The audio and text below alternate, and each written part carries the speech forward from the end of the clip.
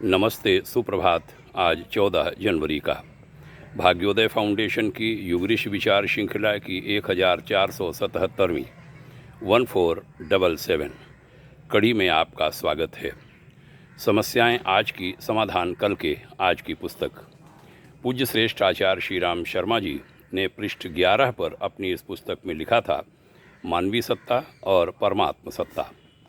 इस शीर्षक से कलम चलाते हुए उन्होंने कहा, परमाणु मोटी दृष्टि से एक अत्यंत ही छोटा, अदृश्य स्तर का, प्रकृति का अत्यंत कनिष्ठ घटक मात्र मालूम पड़ता है। इतने पर भी वस्तु स्थिति यह है कि उसमें एक समूचे ग्रह पिंड जितनी शक्ति भरी पड़ी है। मनुष्य असंख्य परमाणुओं, जीवाणुओं, रसायनों, विद्युत आवेगों, आवेशों का भंडार है।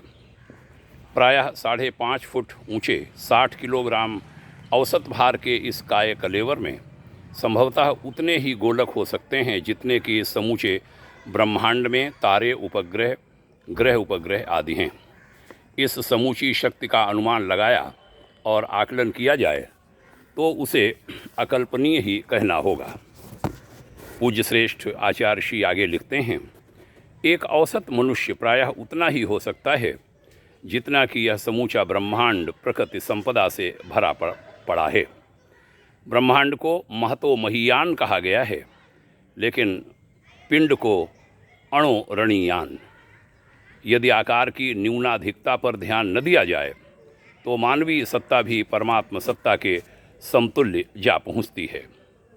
भगवान को जितने भी प्रमुख अवतार लेने पड़े हैं वे सभी मनुष्य आकृति में ही हुए हैं। स्वर्गीय देवता अपनी जगह विराजमान हो सकते हैं, पर धरती पर देवताओं की कभी कमी नहीं रही।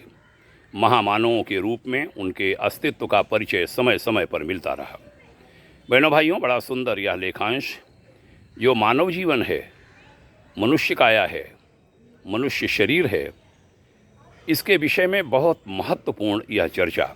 आइए हम इसकी कीमत को समझें, खुद समझें, लोगों को भी बताएं। ऐसे संकल्प के साथ चर्चा का समापन करते हैं। आपके उज्जवल भविष्य की भाग्योदय शुभाकांक्षा। ओम शांति।